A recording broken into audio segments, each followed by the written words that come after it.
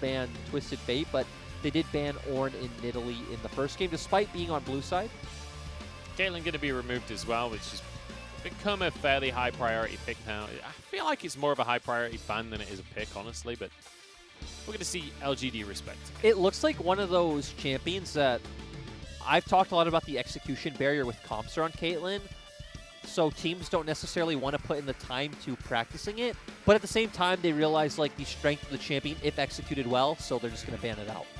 Yeah, remove it from the table. LGD grab themselves the first pick, Volibear, which Volibear, one of those champions that we're seeing very rarely respected, honestly, in the bans, but almost always one of those first picks. And we're one of the regions that are still first picking it. I was actually taking a look at some of the drafts in NA the other day, and they're first picking set over Volibear every time, and I'm just kind of watching like, huh, you know, I wonder what this is, because it seems like the sentiment here is that Volibear is just kind of a better set. You're a bit of a safer set as well, because your ultimate is also useful in positions where you yourself are getting caught out. Yeah, you can use it defensively to get out of the play.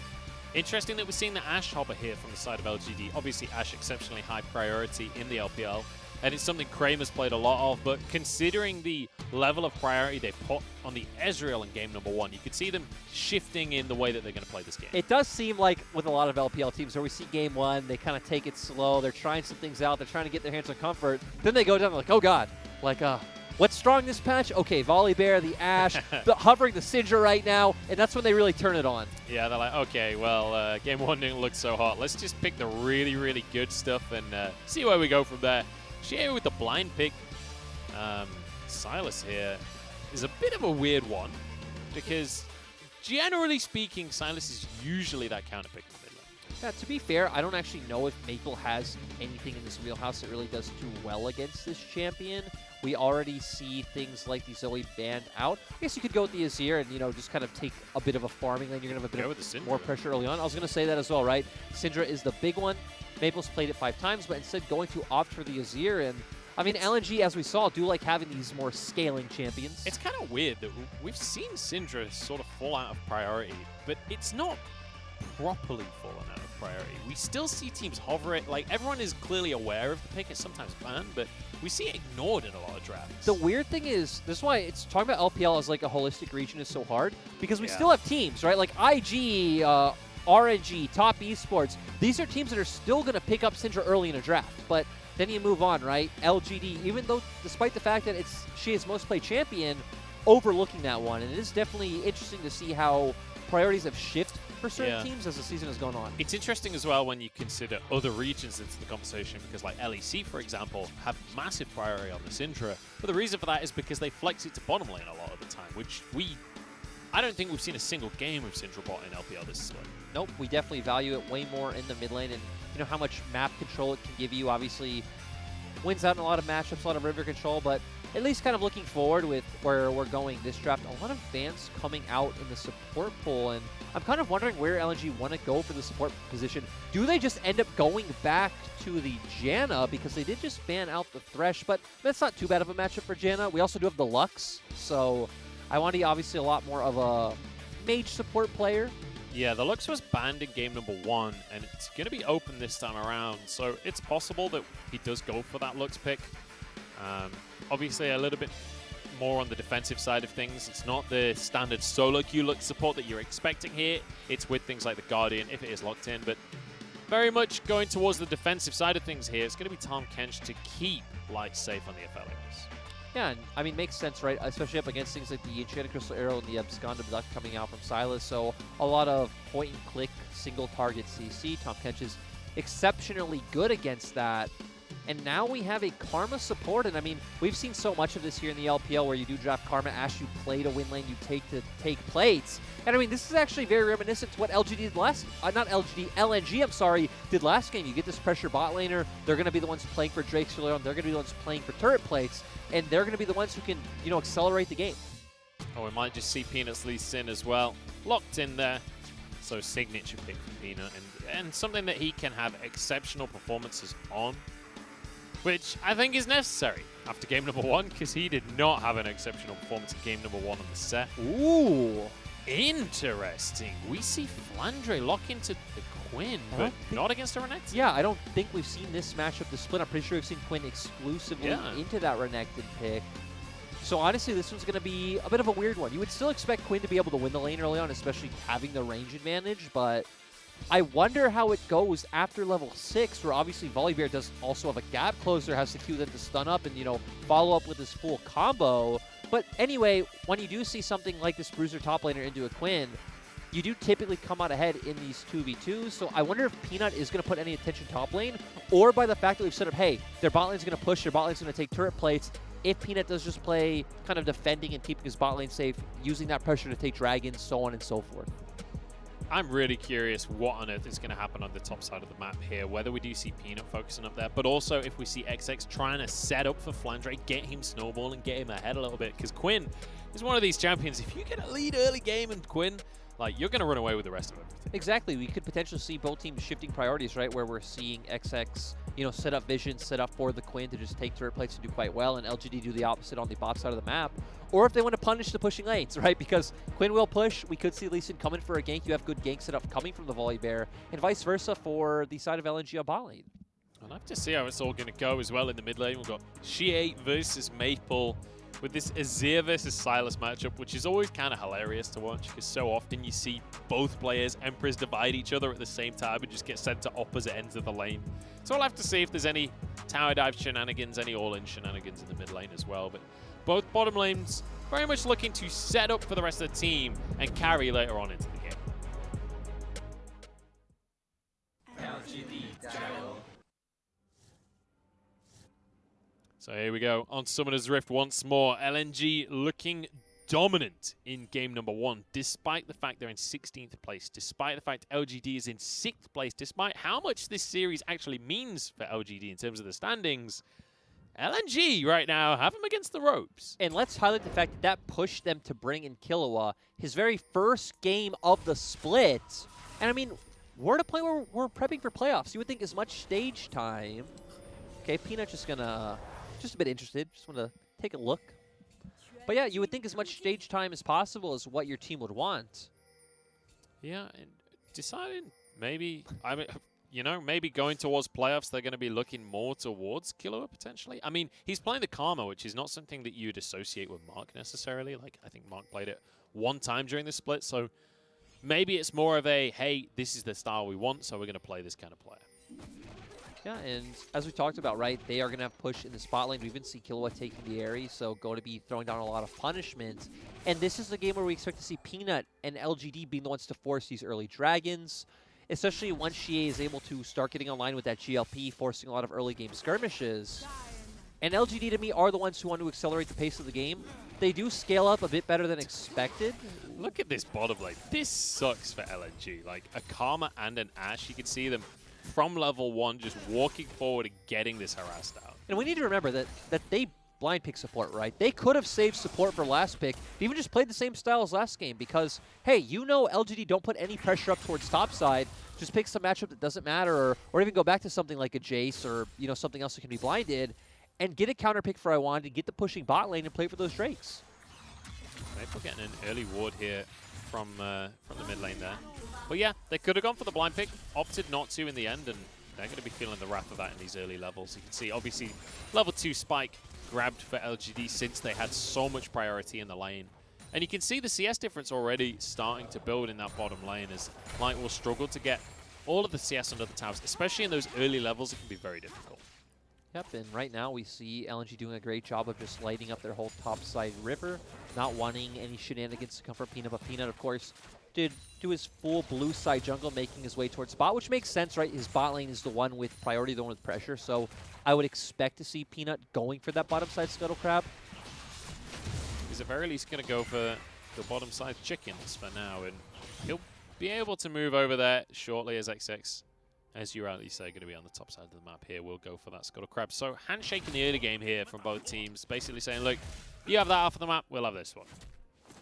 And LNG, once again, are fine taking this game slow. They have the Aphelios, they have the Azir, they're going to scale up quite nicely.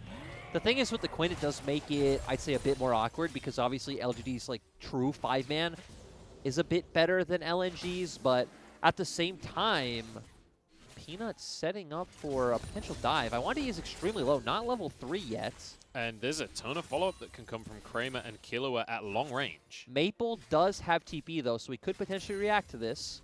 We'll see if they're going to be able to. Iwandi taken even lower. Heal going to be used, but Peanut goes wide on the Sonic Wave. Now Graviton, but they're not underneath the tower just yet. Are going to be forced away. And it's just going to be one plate. Killua gets the whole plate as XX now flashes into the play here, trying to get onto Kramer. Kramer's going to be all right, having to use both summoners. Yeah, that feels like a massive win from XX for me, right? Sure, you blow flash yourself, but you're set. You have Hex Flash. So you get heal, you get flash out from Kramer. You're going to be able to more easily look for these bottom side plays. And, I mean, think about it, right? LGD's bot lane is the one pushing up aggressively. They're the ones that want to take these turret plays. So now it's going to demand more attention from Peanut for them to be able to do this.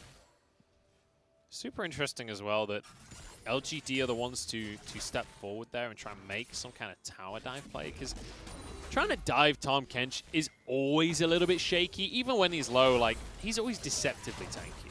I think it made sense in the moment, right? He was about 40% HP, especially if you could have guaranteed the Sonic Wave coming out, but, you know, a bit unfortunate on the execution. Let's see, this poke is going to continue for the entire lane. And you can see that LNG were expecting this as well. Doran Shield start coming out from Light. And here we go, Hex Flash in the mid lane. Xie could be in trouble here. Facebreaker back. Xie is going to walk away with his life for now. The heal comes on through, forced to flash. Does get away, though. And so far, LNG doing a great job, right? They counteract the plane bot, make this proactive play in mid. But I'm going to go back to bot lane for a second and talk about, hey, Iwandi's not even taking the Guardian. So their laning phase is actually even worse. They're taking even more damage coming out from Killua and Kramer, sacrificing that for a bit more utility in the mid game, being able to trade out the summoners, going to be able to switch to things like TP and react to plays around the map better. Even smite around the dragons and Baron later on in the game as well. So definitely does add value to the game going for that unsealed spellbook, but certainly not as comfortable during that lane. It shows confidence to me, though, right? It says, hey, like, I don't need this Guardian. Meanlight will be fine in this 2v2. And they've done pretty fine so far, right? They are about 4 CS behind. They're still going to back and, you know, match items with Kramer and Killua. And we do get to see the call for Flandre to start this game off as well, as he's going to go with the customary cleanse. Ooh. Look at Iwandi, though, making his way kind of towards topside. And XX is here as well. Iwandi's still level 4, so no Abyssal Voyage here. He has TP, you're absolutely right, Lanxing. Immediate respect ult comes out there. Stormbringer away from the play. So I like this cheeky play coming out from LNG because we talked about, right? LGD should have Dragon anyway. They have push in the bot side. And this is what we just talked about. We talked about the utility coming out from being able to switch to things like TP. So you make this cheeky play towards top. You bring Iwandi there just in case, you know, it turns into a 2v2 or something like that. So it isn't a 2v2, it's a 2v3. And now Iwandi can very easily go back to bottom lane. Yep, TP's back down to the bottom side of the map because of the unsealed spellbook. I love cheeky plays, Munchables. I You love them. certainly do. You should make your way to Nando's. If you like things that are cheeky, get yourself down to Nando's. It is... There are very few things in this world that match a good Nando's. It's inconsistent, though. Have we had this conversation on broadcast? I don't know, but I'm willing to do it again. It is I can talk amazing. about Nando's all day. Peanut's going to be rooted here. I don't anticipate much of a follow-up, though. Especially for all of you viewers, I'd say, in America, because Nando's isn't really prevalent there. I mean, I think it's only in a couple states on the East Coast. Yeah. But it is the best chicken ever. It's so damn good, honestly. Like, XX knows how good it is, and he wants to make some chicken out of Killua here. The Inspire means Killua can get away with his life. Like, the thing about Nando's is it's inconsistent. There's sometimes it is the very best thing in the whole world. Like, especially if you're hungover, go to Nando's for lunch with your mates, get a cheeky little garlic bread, some peri-peri chips, some chicken thighs, extra hot. Oh my lord! Don't do this to me, man. But if you go during rush hour, you go to a really busy branch, they've got the chef on that's not that good, maybe he's training or something. Sometimes you just get this burnt husk of a piece of chicken that's just tons and tons of peri sauce on, and you know that they just put that peri sauce on to hide the fact that they couldn't be bothered to cook the chicken properly. So I'm lucky enough I never had that experience. I actually ate Nando's a ton when I was coaching in Malaysia, and man, the best thing ever, like Killua getting caught out. Flandre knows all about Nando's, and he knows all about how to take down a health bar, but not quite enough. And he's going to get away. And now Iwandi and Light are actually up here first. Kramer's still making his way up. Hang on, Lunxing moves in onto Flandre, but the cleanse means that Flandre is completely safe from the damage. Lunxing does have flash available, and he's got his teammates arriving as well. Kulua should be able to get a shield onto him. Peanut's there to kick away XX. This is a nice little play, but Abyssal Voyage now, they're desperate to finish this bear off. Peanut knocked into the rest of his team. I'm amazed they had the damage to finish that one off. But LNG, they get yet another kill. And that was so close to even them being able to take down Longshing. Nice ult coming out from XX, honestly. I was so concerned when Flandre flashed for him, like, man, you're a single target damage Quinn with pretty much no items. But like you said, surprising amount of damage coming out from both Iwandi and Light to be able to burst down Peanut. Really beautiful stuff. And Maple especially as well, with the Emperor's Divide following up with the Conquering Sands. But what is happening to LGD this series? We see them have pressure in the bot lane. They play for those dragons like we talked about. We see Killua make his way up towards top, which is signaling like they want to play for the Herald, but ends up having to burn his flash. But as we see here, they turn their attention towards top side. The ult comes out. Nice flash from Longxing, and the shield, as you highlighted. Nice kick coming out from Peanut. And Longxing's one that's low. Peanut is full HP. That is so much damage coming out. I feel like that was a lot of it was Maple there. Yeah. But, well, fantastic play coming out from LNG at the end of the day. And it's feeling to me like, you know, LNG, they're that dream lunchtime hungover Nando's, right? Where it's all just perfect, it's all juicy, it's all delicious. That's why they're drafting things like the Quinn in the top lane with Valor on his shoulders, things like the Azir in the mid lane, these birds in the composition, because they know all about Nando's. Langsheng has to ult away from the play. I think he might just be doomed on this one. Peanut is nowhere near as he makes his way towards Tribrush. It's just not going to be quick enough. And it Thumbs up. It goes back to what we... yeah. Oh, no. Okay, well, going back, it goes back to what we set up in draft where, hey, we might just scrawny burnt chicken. LGD might just be trying to set up and play around their bot side pressure. We might see LNG just say, hey, guess what? We're going to play for our Quinn. They've been doing that exceptionally, picking up top lane turret already. Now we're going to get to see, hey, is Flandre just going to push his advantage in the 1v1? Or is he going to start roaming around the map? Because, of course, Quinn is a very mobile champion. Oh, that's the ult that we were talking about. Xie's the one that ends up under a tower, though, and Maple could just slide back away from the play. And now suddenly Xie realizes he's gone way too deep. Iwande licks the kill away from Light. Yeah, and, I mean, 3-0 for LNG. This was not the situation we expected to be in coming into this series. And, like, forget kills right now. Look at the gold difference. 3,000 gold. 11 minutes for LNG. Now Flandre is playing solo Q Quinn right here. He's just invading Peanut on his own. This is what I like to see, though, more than the Quinn we've seen out of people like the Shy, where they are just kind of forcing their own lane and pushing their advantage even more. Is like, hey, you know, the lane's pushed in. You have this where you can roam around the map and start helping out your team accelerate the game, which definitely feels like where the game is at right now in Season 10. So I'm happy to see this out of Flandre. Yep, pulling the Drake out of the pit here as Peanut's nearby, but Lee Sin won't be able to reach with the Sonic Wave. Valiant effort from Killua there, but the Dragon goes the way of LNG. Now towards the mid lane as well. Xie needs to be a little bit careful here. Maple goes in, doesn't have the ultimate available just yet, but Flandre has a whole lot of damage. XX pulls him in for yet another kill. I mean, LNG are just making this look easy. LGD are making a lot of, like, small, minute oversteps and like mistakes you wouldn't expect to see out of a team that's going into the LPL playoffs. You remember in game number 1 where I said I give LNG a 1 in 10 chance of winning this game? That's how much faith I have in them. Can I do a redo on that? Because right now I'd give them a 10 out of 10 chance of winning this series. LGD have basically not shown up to play. This is really scary for LGD fans moving towards playoffs with this series against BLG that looked dicey at best, and now looking towards potentially even a 0-2 result against LNG. I mean, it definitely opens up some questions for LGD, but, you know, I'm still going to be positive. I'm still going to assume in playoffs they'll be fine, but this is all part of the process. It is. You've got to get some extra losses in so you can learn to lose and move forward. Yes, you do, right? Become a winning team, right? And they realize, hey, you know, we potentially have one more game of the split left. Let's just put Killua in now, see if the synergy and the communication can work out, you know, with really no time left to practice it after this. Just hope for the best. Let's see if some kind of miracle can occur on stage today. Hey, they look calm. Look at Peanut's player cam. Looks extremely cool and collected. We have seen some emotes from dead players, though, in Yes, this series. yes, we we saw have. Peanut tipping the top hat in game number 1. We saw a big old thumbs up from Lengxing after he got killed in the top side of the map. And now it might be him getting killed once again. XX uses the showstopper Peanut trying to get away in the jungle. They don't have any teammates nearby.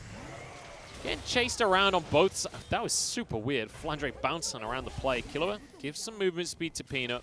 They will get away with it in the end. I'm just going to say, these emotes. Oh no, XX. I don't know if this was the play, mate. He's going to have the Haymaker to keep himself safe, at least for the time being. Good amount of damage. And with Flandre there as well. LNG are winning this 3 versus 4 right here. Iwandi arriving as well. I mean, even going back to the start of this play, it was Longxing and Peanut just running into LNG's turrets. Yep. And champions, for that matter. And champions. XX moves in, tries to get himself a steal onto the chicken.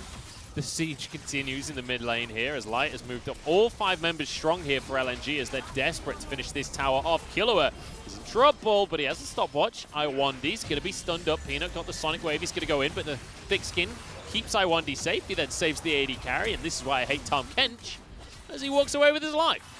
You know, it was all a big brain play from LGD, right? Like, kind of run it down in topside, make it look like you don't know what you're doing to extend this fight long enough to get the recall Longxing, TP back in, force a mid lane turret. Give their opponents a false sense of security so that you can get almost a third of a turret's health down there. Yes. Damn. It was right in front of our faces all along. The genius play. 300 IQ. Xie now could be in trouble. Maple gets the Emperor's Divide off. Xie's going to go down. It's another kill for LNG. Maybe the play didn't work out after all. I mean, you know, it's not a huge gold lead, and I don't know. I'm just gonna call this one. I'm just gonna call this one early and say LNG's taking this one. Yeah, this is feeling a little bit doomed. 4,000 gold. They got a Drake. They're looking for themselves to get a Herald as well. Peanut's here though. TP coming through as XX gets a face breaker onto Peanut. Sky Splitter to keep Lunching alive for now, but with Light on the scene, I don't think Peanut can stick around here. This will be the Herald for LNG, but they want some more as well. Maple going in. Doesn't have Emperor's Divide right now, and he's going to be kicked back. Killua able to tether him, but Iwandi keeps him safe. I hate Tahm Kench, man. As Maple gets away with his life here, it's Killua that went down. Haymaker goes through, and it's 2 kills for Light, and there's low health bars as well. Oh, the arrow at the last second, though. Kramer barely gets away with it. At the same time, 4K gold lead for the side of LNG. They did secure the Herald themselves, and Flandre's getting so much time by himself with this bottom lane turret. Actually, not with the turret necessarily, I guess, but with the Krugs at least. Yeah. Also took the red buff. And all things considered, it was still like an even fight, right? It was still 2 for 2. It was still the Herald going the way of LNG. It was still 2 more kills for this Aphelios. Still feels pretty fine for the side of LNG. Maple forces them out. Peanut coming in with a nice pick. We see the stopwatch coming out for Iwandi. And then Light going forward, you know, being able to deal that DPS, just have the Severum Infernum combo. XX trying to put out damage to survive a bit longer because of the Haymaker. And, you know, Kramer getting the arrow up in time to secure this kill. I hate Tahm Kench more than I hate Yuumi. And that's saying a lot. I don't. I still think Yumi's worse.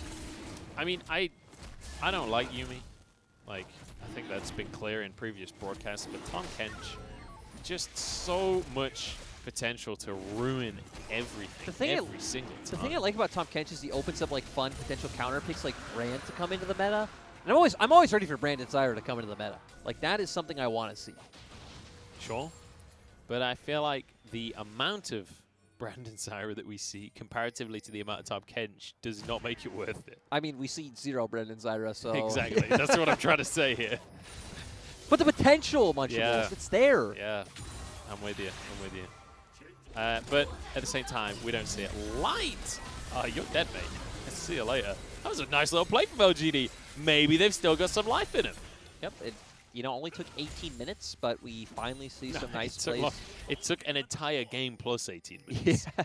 So it took 48 minutes, because the first game was about 30 minutes long. Yeah. So, you know, nice to see from LGD. This is what we expected, right? We said, hey, they've pushed and bot. They obviously have the Enchanted Crystal Arrow on the Ash. You know, stack up early Drakes, look for these plays with the Enchanted Crystal Arrow on the map. So here's a hasn't been thought, there. Lyric. We need to see something out of FLICKR this game. Because I feel like we've seen a decent amount of Quinn recently in the LPL, but we haven't seen very much particularly impactful Quinn. I feel like every time I see Quinn, like, it'll look really good to start the game off, and then it just looks worse and worse the longer the game goes on. I kind of want to see something magical out of FLICKR here. I want to see him carry the game as Quinn. It goes back to what we always say, right, of just, you know, these pure split pushers obviously aren't as strong in this meta. I do feel like we've seen a bit more to FLICKR, right? We've seen him hover over towards his team twice, one of them even committing to putting some damage down on the enemy team and taking a dragon. But I do agree. I want to see him actually actively using this pressure rather than just, you know, Farming. Stacking up his damage numbers on the volley bear, farming. Maybe he gets to hit a turret once or twice, but it must be like, it's one of those conversations of like, what is going on in scrims? For so many teams in the LPL to be pretty regularly picking this Quinn up, it's got to be destroying scrims, right? It's got to be doing something exceptional off stage because, I mean, it's not like we've not seen it win, but it never feels like the cause of the win, you know? definitely not. Hang on. He's fine. Yep, he's got Valor. In fact, he's going to go for some damage. Kick back as the Abyssal Voyage comes through here from Iwandi. XX on board as well. Flash on in. Showstopper, the Facebreaker will come through. That's a lot of damage and a lot of CC coming out as Peanut barely gets away from this one. One more auto from Flandre to get the kill. Herald dropped mid-fight, by the way, as they want to get themselves this tower. Langshen going to be trying to tank up for the rest of his team, but maybe made a mistake going back in with the ultimate there. Herald gets the charge, minion wave arriving. This should be the tower going down. In the meantime, Maple trying to get a tower in the mid lane as well. Light saved from the arrow. Chie has that showstopper, but can't find his way into the play. Might just get burnt down instead. XX with the Haymaker. Kramer trying to finish off these health bars. Everybody's so low, but Kramer can't quite finish these kills off. Iwandi with the thick skin as XX comes in. Kramer realizes his mistake, has to flash away from the play. Now a TP coming through as well, and it's a long fight here, and Light might just pay with his own life here. Chie returned to get one. So, first of all, Kramer played that fight beautifully. Like, he was pretty much right on the outskirts of any enemy damage that whole fight, doing good. Maple, though. Uh-oh. Langshen, he's an angry, angry bear, but the Emperor says no. I actually just wanted to point out that Maple did take the inner turret in mid lane as well, so despite all of those shenanigans going down, you almost drop the bot lane turret, you pick up some kills, and you get the mid lane turret. Once again, just like LNG came out ahead in that trade. So LNG looking pretty good. Flandre as well, got to have some value on this Quinn. We've got to see a fight rotating around him as opposed to him having to move to the rest of the team. And we also got to see the positive of Tahm Kench, right? That Abyssal Voyage used so proactively. We've talked about this a lot earlier in the split when we did see it a few times, right? That it feels like that's what differentiates between a good Tahm Kench player and a great Tahm Kench player. And this is also what was so strong about it last year when it was meta, was being able to supplement these side lane carries, constantly be able to react to fights, look for picks yourself, and it's great to see LNG taking advantage of a strength we don't often get to see taken advantage of. Oh my goodness. The Colonel is not liking the chances for LGD to make top 4 right now. 84% in favor of LNG. And, you know, the thing is, it's not like I'm looking at LGD's composition and going, oh yeah, but they hard outscale right now. That doesn't feel like the case. No, I mean, I definitely favor LNG, right? Just having the Azir and the Aphelios, especially with Peel coming in from Tahm Kench and Set. The thing that's nice about LGD's comp, right, is the 5-man is very strong in the team fight compared to Quinn, who's only going to be offering that single target DPS and can be very easily zoned out of the fight. So Langshen going to be a frontliner, Killua going to offer a ton of value. But they definitely have a ton of like skill shots and skill expression that needs to hit for LGD to even hope of coming out ahead in these fights. I mean, Kramer's been doing amazingly with his positioning in these fights. And with his arrows as well. Yeah. His arrows have been great this game. I feel like a much needed performance out of Kramer here as well on this Ashe. I mean, he generally looks pretty good on the Ashe. As we've mentioned, it's more the rotational play that let's point out, you know, these first 2 games, his team pretty much, you know, running it down around him. We definitely need to see him step up here. He's that dog with the mug of coffee where everything's on fire and he's like, this is fine. Yeah. I mean, hey, he's also, again, at least been dealing with it very well. The problem is LNG are on Infernal Soul. Oh, well, no. Infernal Soul points, I'm sorry. Oh no, like shake. As soon as that Q's are called out, this 1v1 sucks. As soon as you don't get that stun, there's just no way you ever get onto Flandre. and I'm ready to see people, you know, spam the LS emotes in our chat because of Maple's Morellonomicon. Definitely justified by chat. So, is this fine? Is the Morellonomicon okay here? Is this a normal build? Or is this a Sinner build? I'm not a fan of it. I mean, and again, you can mention... Should it be Leandri's? Or is that too LS? It doesn't necessarily need to be Leandri's either because you don't have a lot of like targets stacking health and things like that, right? Stacking a lot of defenses and things along those lines. I think you could even argue for a very snowbally build, maybe making his way towards a Oblivion Orb and a Death Cap. But point is, they don't have much healing. They do have obviously Blade of the Rune King Redemption, and you could talk about Kingslayer, but especially the way a lot of these fights are playing out, I don't feel like applying these Grievous Wounds is really massive. We've seen, right, they're playing a lot around side lane pressure with the Quinn and things along those lines, playing with the Abyssal Voyage with the Tahm Kench. Speaking of items, though, when we look towards... Hang on, never mind. Forget items. LNG, you sneaky, sneaky devils. There's a lot of pings going down from LGD, though. They know what's going on here as they move over to the play. For Xie. Showstopper for XX as well, because he's going to get out with his life here. Gravitum on 2 players. Kramer's in trouble. Emperor's Divide. Say hello to Shurima. Everybody going down here for LGD, but Xie moves back into play. Light is completely fine. He's free hitting as a Felios this entire time. Quadra kill goes through. LNG are slaughtering LGD. Yep, and great play coming out from Light, but I especially want to highlight Maple for setting it all up. Great Empress Divide, as you said, set up from the burst, you know, from himself, and also Flandre coming out, which then gave Light all the room in the world to work with to win this fight. Now is going to be a 25-minute Baron for LNG. And just look at the scoreline for Light. He already had an IE and a Hurricane. Now with a Quadra kill, he's 8-3-2. Like, if you want the gold anywhere on this composition, Light is the guy. And let's see how this goes. We see LNG posturing for the fight. Good ult coming out from Light as well to lock those members down. So he was actually the one to start up. Maple coming in, though, with a great engage, instantly bursting out Kramer, who he highlighted as he standout for this team so far. Light also takes down Peanut, but hey, Longshing does a good job of taking out Flandre, and we also then just see Light cleaning up the fight. And you know what? This is one of those plays where obviously a lot of people will just take it away from him because he's playing a Felios, but Light set the play up. He got himself the Quadra kill. He did the majority of the damage. Like, Light deserves all of the praise for that play. That was beautiful. And, I mean, we don't even see that much of Felios here in the LPL anymore, right? It's, you know, a select few teams that do stand by that champion. So, great to see his confidence. Great to see him be willing to blind pick the Felios and do so well. So now, LNG, they did get the Baron off of all of that. They've got 3 Drakes for themselves. It's 1 minute until that Infernal Soul is on the map.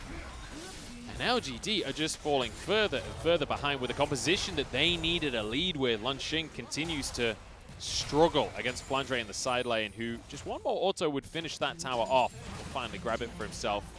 Means the rest of his team can start to move in. Lunxing's in a whole heap of trouble here. Will get the shield off. The Redemption will keep him safe. And the Blade and the crits doing so much work, but...